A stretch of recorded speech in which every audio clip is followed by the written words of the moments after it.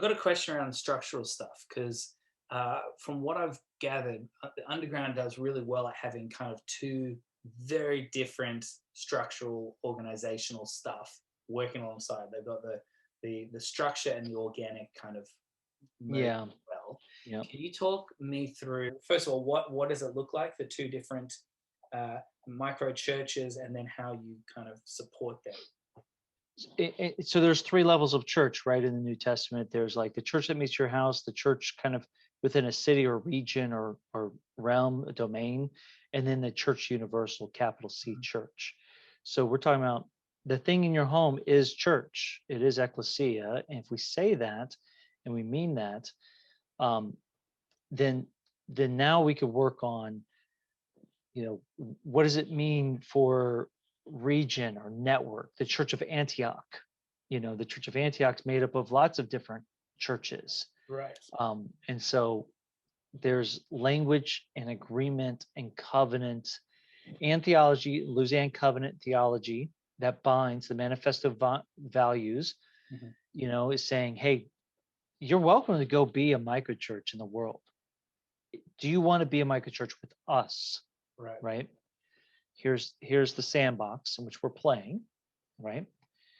And there are some governing elders over that. Part of the covenant is to agree that if there's a theological controversy or a need for church discipline, so a moral failing or something like that, or accusation, there's submission to the Supreme Court ruling of the governing elders. And so they function as a board Mhm. over the sandbox.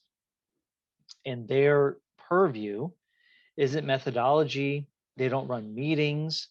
They don't raise budgets. They don't hire and fire anybody. All they do is theological controversies and the investigation of accusations. So, and then, they make a ruling on stuff and they write what we would call a modern epistle. They would say, hey, we as the governing elders are saying this with a unified voice. There's like, I usually like the upper limit's 16 because it needs to be a working board essentially, right? You can't have 45 governing elders. They can't Right. get anything done, And this is over sort of, you're talking about the region, organic, the cities. organic. Okay. No, I'm saying biblically it would be region or Antioch, Yeah. but I think in a modern context it's network. Okay. So Yeah. the Tampa Underground Network, the organic microchurches, if you want to be a part of the Tampa Underground Network, the organic stuff, there's these covenants, these values, your agreement to that, their submission to governing elders. So they're essentially everybody's a peer. We call it like the college of leaders or college of elders. Yeah. So the leaders of the microchurches, they all function as peers. And Mhm. there's only one other layer or tier, which is governing elder, who rule on theological controversies or they investigate accusations. So I just received a modern epistle uh, earlier this week, from some false accusations that were brought against me, Okay. and they took time to investigate that, and then they adjudicated and they cleared me of all false accusations. Wow. And basically, they now say, hey, if anybody has a problem with you, they have a problem with us. Wow. They must now go through us to get to you, type of thing. Mhm. You are innocent, Okay. type of thing. Okay. So, that's how it kind of functions in our if there's a moral failing, they lay out like, here's what you did wrong, so here's what we bind and here's what we loose Mhm. on earth and in heaven. Here's your path to restoration, that type of stuff. So early on, it was obvious who the governing elders were because everybody called these five people whenever crap hit the fan. Right. That's kind It's of where we're at right now. That's There's right. the people who are already doing it. We're like, well, you're a leader, whether or not you want to give it a title. Are there any objections to this? No, Yeah. because Everyone is it's turned. just us, Yeah. right?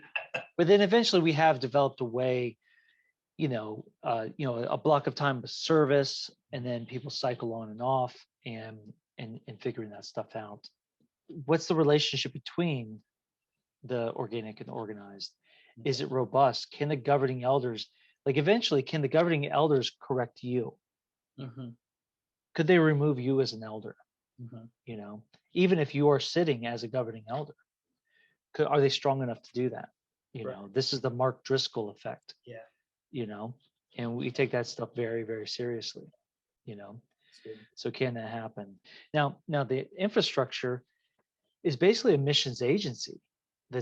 It is not the church. Yeah. It is an organization designed to help the churches, Mhm. right? So, you know, you got these two halves.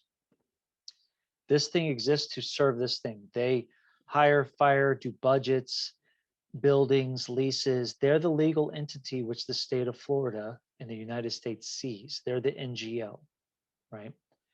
This is not on the books. Right. So let's say I don't know, let's say persecution breaks out. This immediately goes away. This exists. Yeah. What if this thing gets sued? This exists, Okay. right? So, but this thing does need help.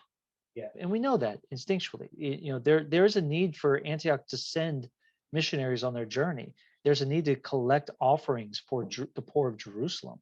So we see a relationship, some type of distribution of the Council of Jerusalem, the letters. Yeah. You know, there's the email, whatever. There's some type of infrastructure that's happening. Yeah. That's assisting the work of the churches, the life of the churches. So their mandate, this organization's mandate, is to serve microchurches. That's Yeah. it. Love it. They don't rule on theological controversies or investigate and do church discipline. That's all here. So if they hear of something, they kick it over. Governing elders got it, right? These people are designing stuff, programs, events, teachings, websites, whatever it is, right? These microchurches still retain the agency to opt in Okay. or opt out Yeah. to whatever helps them be the church they are called to be. Now you're basically saying, hey, we're a restaurant. We're going to develop a restaurant menu. Mhm. No restaurant you go to is going to say you have to order the Everything. steak or everything, Yeah. right? You have to attend everything. You have to come to everything. You have to give to everything. Yeah. They would never say anything like that. They're your servants. You have a server who's waiting on you Mhm. and trying to offer you the best of the restaurant, right? And if you want something that the restaurant doesn't have, you just say, "Man, we're so sorry. We could try to work with the chefs and we could try to cook something up, Yeah. you know. Yeah. But we kind of this is what we currently serve, and you know, is do you want us to serve you? If you want some coaching, we have coaching. You can opt into it. If you don't want coaching, you don't have to opt into it. Now the problem here is people are humans, and humans ultimately are the problem. Get rid of Just it. get rid of them all. That's churches with humans. They will make poor decisions at some point. They should get coaching, but they won't opt in. They should come to the class, some theological class, but they don't, right? But ultimately, we've structured the organization and our convictions to say, but that's between you and God. Right. Yeah. I don't have to answer for that. Yeah. You're telling me Jesus wants you to lead a group of people, worship community mission in the world for his name. I'm not telling you to do that. I'm not telling you to adopt that school. You're telling me you think Jesus, you could be wrong too, but you think Jesus wants you to do it. I'm here to help you. Don't blame me. Don't blame me for anything. Not on me. You Yeah. blame God for that stuff. Yeah. Don't blame me. Okay. You know, I'm here to help you. And so you know, we've set up this relationship where it's like we're just serving you, and if we will let you make poor decisions, and your microchurch might fizzle out, implode. We won't let you make evil decisions. That's where the governing elders get involved. But I'm just saying bad, like you should come to get coaching. Your Right. microchurch would go better if you got some coaching, but you're a knucklehead and you don't get it. That's on you, man. You someday you're gonna have to stand before God. Yeah. He's gonna ask you, I invited you into my purposes and I gave you all this like assistance and you didn't take any of it. Why were you so proud? You know? But that agency and servant relationship seems to be really key. to Yeah. the missional engine. There's such a need, especially now in a digital world, a need to present ideas, thoughts well, to be resourced, to produce things. And this is part of my personality. I like to make, create, produce Yeah. things. So I'm drawn to that because they're so different, but work well together. Has there been like problems in the overlapping where like there's a board of Yeah. directors and they're in charge, and it's Yeah. where all the legal stuff is happening, right? Yeah. Money and all that. Has there been times where those who are in charge of that have overstepped their leadership authority into the organic, or have they been completely Um, separate? there's always temptations. There's always temptations. Mhm. Um, Training is usually has historically always been the biggest, because whenever you do training, you're deciding to teach something, and depending on how you present it, you're constricting the creative impulses of the church, because you're saying we're all doing DBS now, Yes. and so, but DBS might not work in the strip clubs or Right. whatever, Right. or we're doing root to fruit discipleship, Mm-hmm. which I think is wonderful, Mm. but it may not work for Black girls in middle school here in Tampa. Right. It just might not. I don't know why, but maybe it doesn't. And so, training usually means, let me teach you a method that makes you look more like me. Mm.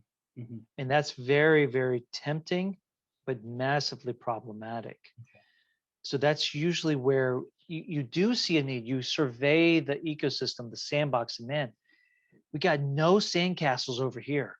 Man, we need sandcastles over here. And you're tempted to teach towards that, train towards that, make people do it the way you think it needs to be done. So there are ways to influence the whole sandbox, but the temptation is to become an overlord of the sandbox. So there's always those moments. For the most part, though, the apostolic people tend to be quite vigilant with once we're convicted. This is the relationship between organization and Mm. microchurch, and the apostolic people have a handle on that. They're quite fierce, you typically, Yep. and you know, it's like a betrayal now. And when you start trying to betray apostolic stuff, it Yep. just doesn't go well. And Right. so you catch it. There's these almost checks and balances because these people are involved, and they just go, you can't do that, Mhm. you know? Or, yeah, I see that that's a need, but the way that we get there, we got to take the back road over here, you Right. know? We have to influence, but not demand. Yeah. So how do we do that? And then we have to problem solve. Like, man, our instincts are to lord it over people. So how do we pull away from that Yeah. and serve and become the slaves of all? So that's a regular staff discussion at staff meetings, and any kind of, if you're planning for a conference or something, Mhm. or especially if you see deficiencies in the ecosystem, man, we just, you know, could really use a bump in Certain area. whatever. So, Yeah, so yeah, the conferences and all that sort of stuff, that's the organizational side, plans all yes, that yes, to support, the yeah, organic. yeah. Um, and who decides all that stuff? Is this where the overlap would come in? Like, we need a conference or training around this sort of thing. Uh, the guys who are deciding that, are they actually leading micro churches as Oh well? yeah, yeah. Run. You can't. I mean, most of the staff lead micro churches, but it's a fireable offense if you're not in one. Mhm. You have to be a part. You have to be the church. Yeah. So, like, basically, no one in the underground gets paid to do their micro church. Yeah. Yeah, I serve church leaders. Then I have to go home and be it. I have Yeah. to be a church leader. I have to be the church. I have to love my neighbor. I have to disciple this young Christian over here. I have to go over here and do outreach and prayer, walk the neighborhood, whatever. You don't get to check Christianity box Yeah. because And then work there. you thought about church leaders all day, and all the complexity. So now you have a staff team that's in that life. So when they're a lot of times they're like, man, our microchurch could really use this, well, and then other people go, yeah, me too. Yeah, totally. Oh my gosh, that'd be great. Wait, have we just discovered something that we need? That's a very common way Okay. of like something coming up. Another way is the governing elders. They're interacting with people, but also the coaches. And so they're talking directly to micro. So there's a three different types of people who are talking with microchurch leaders, Okay. which you could do a quick survey on. Yeah. Hey man, tell me the top 5 needs of microchurches right now. Yeah. The organization stuff, is that how like you say you got staff and all that, how are they supported? Like how does that work? Where does the money come from? Because Yeah, if you're constantly producing yeah. stuff that giving you away for free. We have diverse revenue streams. So we Okay. have internal giving. Mhm. So anybody who considers themselves a part of the underground, microchurch leaders or members who Mhm. also love the underground, anybody who loves the underground internally, the organization presents the budget to them. Hey, it costs $250,000 to run this thing that helps all these microchurches. The other way is external givers. So staff will raise some support externally, Yeah. but also we just you over time, just people that they're in other cities or they're immersed in their faith community, but they love what you're doing, so they Right. want to give towards it, Right. you know. And so you raise a little bit of money Yeah. externally. And the third way has grown over the years, but it's monetized departments like the media department, has external clients. And so Uh, they, as you know, well they, as well as the church. yep. So basically, they go get a client for like, a really great rate, but like a school or a small business or something Yeah. like that, Yeah. then they could supply for free all this other stuff to microchurch leaders. It basically pays for 5 jobs. Yeah. So this one job will pay for 5 jobs over here. And so they've tried to work that out over time. That's so good. You know, we've developed things to serve microchurch leaders, and then we've looked at what we have. We said, can we monetize any of this for the external world? So it's a little bit reverse engineering. So there's just different ways that we've tried to work it out over time. Okay. It just seems like, man, get creative. But it's also we don't spend that much money. Yeah. Yeah. People are always surprised how lean we are. We give away half our budget, Yeah. That's good. to the poor, Love it. microchurch grants. Um, So People you are always guys actually surprised. do grants through your organization, through Underground. Oh So wow. domestic and international. So we do it like local and translocal is how we would term it. Okay. So we want to stimulate microchurch activity. We want microchurches taking risk, Mhm. especially risk that might take $1,000, couple $1,000, 5,000, whatever it is. And so we want to have grant money for that. Yeah, this has really, really been helpful. And I just love meeting other people it's obvious you've got a kingdom heart and your experience isn't theoretical. Like, wouldn't it be great if we blah, blah, blah? Like, you can tell I'm there's, not good with theory. yeah. So I've been really blessed by this. So thank you so much for giving me 2 hours of your, Yeah, man. it means Yeah. a lot to me. And anytime, Seth, like our posture is we don't assume you should learn from us, Mm. but if there's any way that we could help, any way that you think, Mm. man, I could really use some help or an email or another call, Yep. um, we want to be there for practitioners, Yeah. Awesome. so any way that we can help you in the future, you just kind of let us know, and we'll definitely put you on our list whenever we sneakily get the Australians together. I've um got another 8 or 9 people who we need to put on that list as well. So Really? Okay. yeah, Yeah. I think we need to do it. Yeah. They ask way better questions than I've asked. And Nah. people, Yeah, man. Thanks, man. Appreciate thank it. you.